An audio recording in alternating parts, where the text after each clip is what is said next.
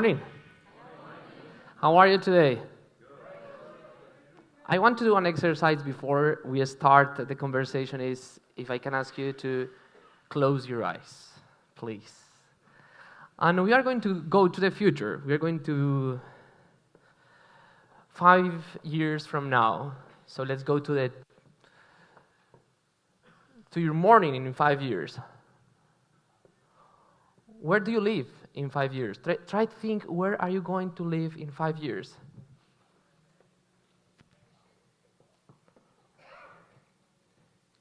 Think about your breakfast in 5 years. Are you having breakfast? Are you taking the time to have breakfast? Now let's go to your first meeting in your office. What kind of problems are you solving in 5 years? Think about that. What kind of problems you are solving in 5 years from now? Think about the people that you are working with in 5 years. What kind of people you're working with?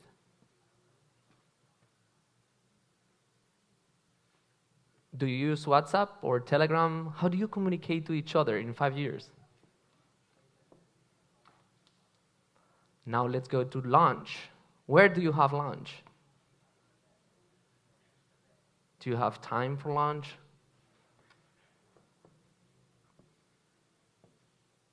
What kind of conversations do you have in your lunch? Do you talk about your partners, your boss, or a problem? Let's go to your afternoon. How do you spend your afternoon? What kind of emails do you answer? What kind of problems? What are you thinking about the future in the afternoon? And now let's go to your night. How is your night? Do you spend time with your partner, with your family, with your pet? How is your night? And now let's go to a mirror and try to see yourself in that mirror. How do you see yourself in 5 years? Who are you in 5 years? If you want to breathe in, breathe out, and now you can open your eyes. This is going to be, and I will try to answer that question about the future that is having and how we can try to solve that question about what is going to be the future of us in 5 years. And sometimes it's so hard to think about the future when we are not listening the noises that we have in the present. And I will start talking about this beautiful place that you have to visit. It's called the Eje Cafetero, and it's in Colombia. It's where all the industry of coffee in Colombia started like almost a century ago. My grandparents, they were coffee farmers, and they dedicated their time to start their business and also to export coffee for almost a century. But 20 years ago, what happened was not a good end for the story. The price of coffee went so low, and our communities, what happened with our communities is they became like ghost towns because the prices of coffee were so low. And when poverty arrives in a community, also arrives huge and social problems, and that happened to us. For a century, we were so prosperous, and in just 1 decade, we became so poor. My town, my region, and also my family. So I remember one day that I watched this movie, Breaking for a Dream. I don't know if you have watched it. But it was almost the same. Drugs, violence, and poverty in the same place. So I asked my parents about, okay, tell me why we are in this situation. If for a century we had enough money, enough resources, why we are like this? So I remember my aunt, my father, also my sister, because my sister at that time, she didn't have enough money. We didn't have enough money to pay her college tuition. I remember my parents talking about, one, the problem of all of this is the price of coffee. It's so low that is why we are in this situation. So I remember that I had the opportunity to go to the US and I saw one Starbucks. And I saw two Starbucks in just 3 blocks. And I remember calling my father and say, Luis, my father is an engineer. He likes to talk always about the strengths, weakness, the SWOT. And my mother is an artist. She loves intuition and meditation to solve all problems. But I called them and I say, why I am seeing so many Starbucks right here. Why we are not the owners of Starbucks? And we are suffering for the price of coffee in our farm. And they said, and I remember that day because my father told me, you know, Juan, I think it's because we didn't prepare enough. We didn't prepare ourselves. We didn't educate ourselves. We didn't save enough money to be ready and to add value for our coffee. And that's one of the reasons that we are not the owners of Starbucks. So I was 14. I came back to Colombia. 3 months later, my best friend was killed by the FARC, a terrorist group in Colombia. So at that time, I remember that someone in my school told me and asked me, this is my father, Luis. A teacher asked me, Juan, what is your passion? And at that time, I remember that I didn't have a passion.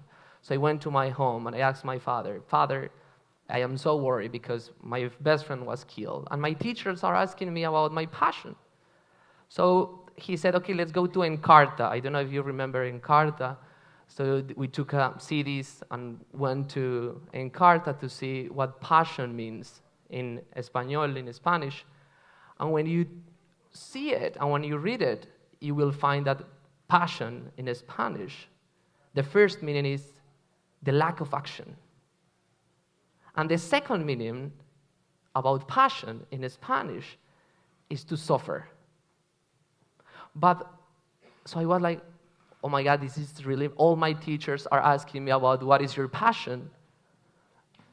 And I don't have a passion, so he asked me, Juan, so you don't have to be worried about what kind of passion do you have. You should be worrying about your purpose. Purpose is different than passion, and it's a totally different meaning. Like everyone is talking about something, but what they are asking you is, what is your mission? So when I was 15, I took a decision that what I wanted to do is to create a platform to support entrepreneurs, social entrepreneurs, and entrepreneurs in Colombia at that time to help them to create more projects. Because what we were seeing is we are poor, we are becoming very poor. What we have to do is to have more knowledge, so we add value to our companies and our small enterprises. So what we started something called BICA model, and it's like a 4 steps to do small actions with entrepreneurs. And the first is we show them to a lot of people, and then we inspire people with these enterprises, and then we connect investors, donors, and mentors to this project. Now we are not in Colombia, we are in 5 countries here in Latin America. But why it's important to talk about the past is because it helps us to understand about the future. And now, when we are trying to solve the question about what is the future of non-formal education, we have to think about the paradox that we are right now. First, this is the best time to connect between humans. Internet, tourism, all the virtual worlds that we have created in the last 20 years allow us to create more projects, to create more prosperity. But at the same time, we are in a situation where the climate crisis, is showing us that maybe what is going to happen to humans is we are not going to be here anymore. This planet is going to be here in the next 4 million or 4,000 million years. What could not happen is maybe humans are not going to be here in the next century. So the problem is, right now we have the possibility to connect to each other in the best way possible, but at the same time, we can destroy our species. So how the non-formal education, how education can help us to solve that problem? And here's my answer. And I am thinking about what happened to us when we were just coffee farmers. We were not thinking about the sustainability of our sector. So the first answer to think about the future is sustainability. What is going to happen with our sector? So when we are discussing about what kind of skills that we are needing to improve the lives of people and how to solve the lives of people, but also how to solve that question, we always try to think about those skills. And I know if you agree with me, but sometimes it's so difficult to know which one is first. How do we get answers to solve that paradox?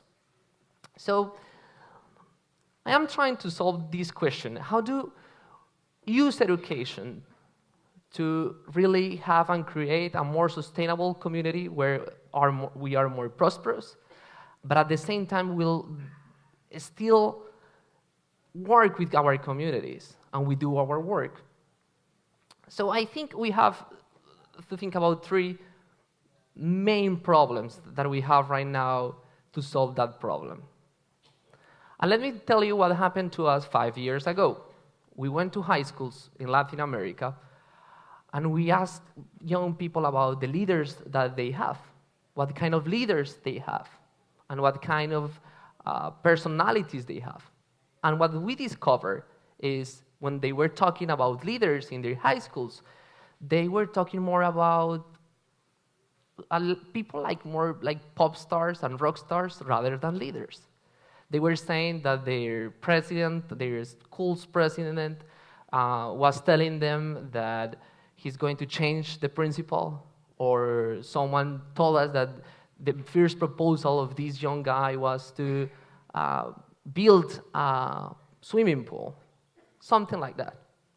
So what we discovered 5 years ago, talking to a lot of young people in Latin America, and this is happening also in Italy where we are working right now, is kids in schools, they are being told that they are being taught about leadership, something very particular. They are teachers, and we are telling them that leadership is about charisma, leadership is about popularity. But what we have discovered that is the main issue in those communities working with young people is we haven't learned to solve and to answer to these 4 words. We have to talk. How young people manage difficult conversations. How they manage these kind of conversations where they have to change and where leaders have to tell them the truth. And this is also happening in our sector. Our sector needs more difficult conversations because what is happening right now is the world is asking for more answers, for more accountability of our work. So when we are preparing young people to have an impact and to make things happen, what I have discovered is first, young people are not being taught about how to have difficult conversations, but at the same time, we, as sector, as people who are trying to make a difference, sometimes don't have that difficult conversation is, are we really having an impact? So the first question to focus in our future is, are we really having the conversations about our real impact right now? So when someone asks me about how you can answer the leadership that we'll be doing and practicing in our organizations and also with our communities, I would like to think about this movie, Inside Out.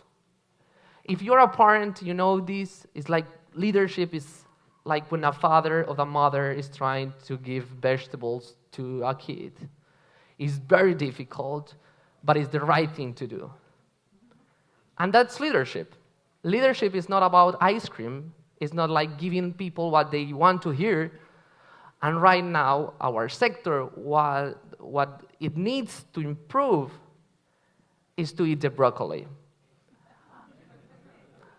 And what is the broccoli? Right now, technology, machine learning, artificial intelligence is asking more transparency and more measurement in our work. The second principle that we have in our work is to have win-win transactions. And this is very important with our communities, but also with the stakeholders that we have. I know for sure that you have heard about the programmed obsolescence, planet obsolescence. For those that have not heard this concept, it's like some companies, technology companies make phones or computers that could live forever, but they make them to die in 2 years after you buy them. And this is happening into our sector. We are creating so many programs, so many projects that have this kind of programmed obsolescence. People can work with those skills, but just for 2 years, but they have to come back in 2 years so we give them more knowledge.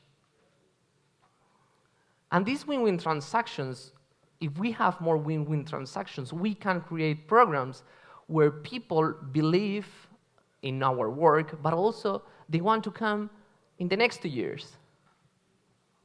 When we create Vika in 2006, we discovered that the best way to create the trust with communities was first create more mentors in the communities, so they teach the community the concepts that we want to train them. So when we go to a community, what we do is I like this example, we put Carl to help a young guy so he learns the new skills, but the new guy is the one who has to train the community in a mentor's way. Because the only way to create this win-win transaction is when communities are stick to each other, not to us, not to our programs. And in the win-win transactions that we need for the future, what the world is needing is we have to create programs and special projects that are for the long-term relationship with communities. The non-formal education have the capacity to fill the gaps right now that education have, that the communities have, and the formal education knows that the non-formal education knows how to do it and have the power to do it. But in these win-win transactions, what we need is also more validation, more credits in one way, and try to create a bridge between the formal and non-formal education where communities can find in the non-formal education a way to demonstrate the world that they have those skills. In these win-win transactions that we have discovered in our platform is when we work with the formal and with the non-formal education, we create capacity in the communities. Because communities are asking us about, okay, I want to use your programs, your trainings, but when my kids go to colleges, those trainings are not validated by a formal college. And here is one of the questions that we had with the win-win transaction is, how do we build more relationships, long-term relationships with our communities and also with the formal education? And the third principle that we have to work with communities is to see the future. My parents didn't notice that they need more education at that time to add more value to the coffee business. But it happens also to the taxi drivers that they didn't know that Uber was coming, but they did know that they have a very poor service. So when you see and you hear more noises and signals of the present, we can have and take better decisions about our future. It's not the same to look for an object than to look for an answer. And to look for an answer needs better skills. And to see the future, what we have done is we created this platform called Zúper, where we teach young people how to use futurism and perspective to understand what is happening and what they have to learn to improve their lives. So how they can take better decisions about the future and understanding what is happening in the present. And sometimes, as you remember the exercise that we did at the beginning, it's quite difficult to think about the time ahead, but it's a question that we should be asking ourselves. Where are we going in 5 years?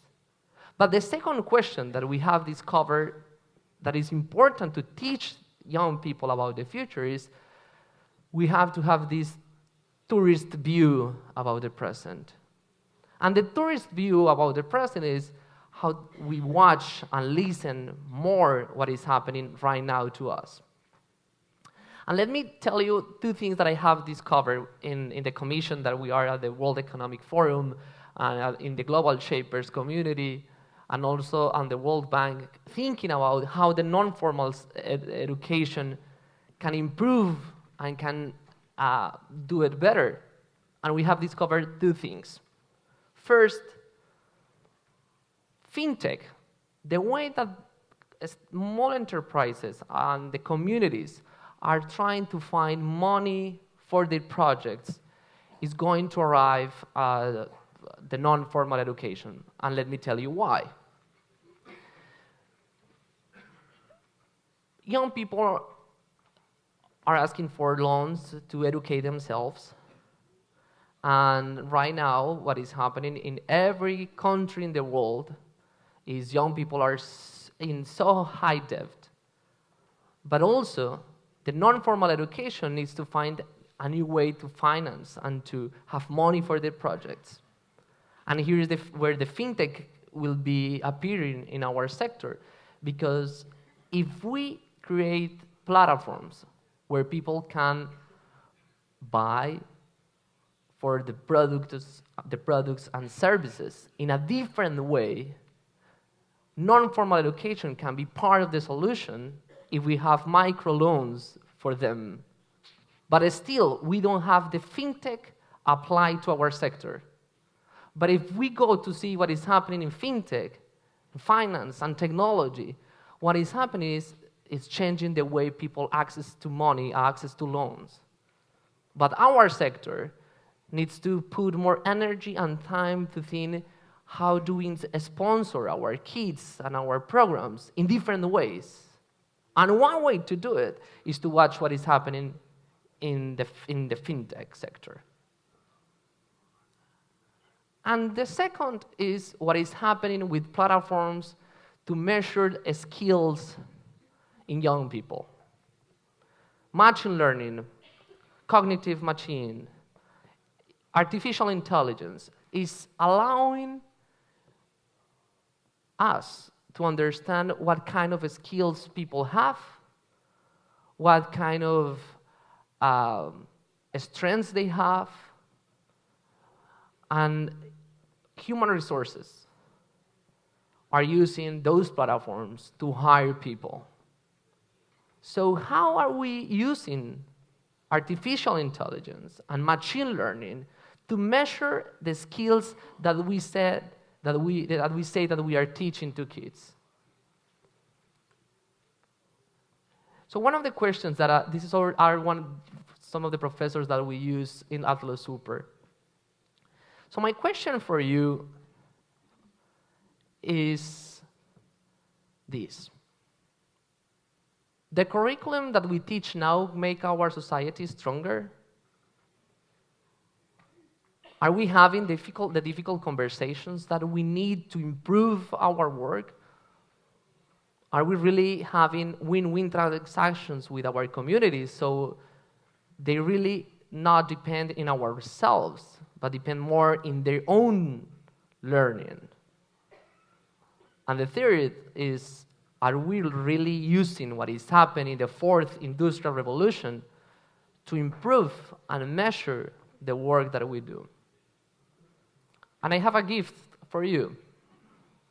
First, if you're asking how can you improve your work, how can you improve the skills that your team has to work with young people, I have this podcast.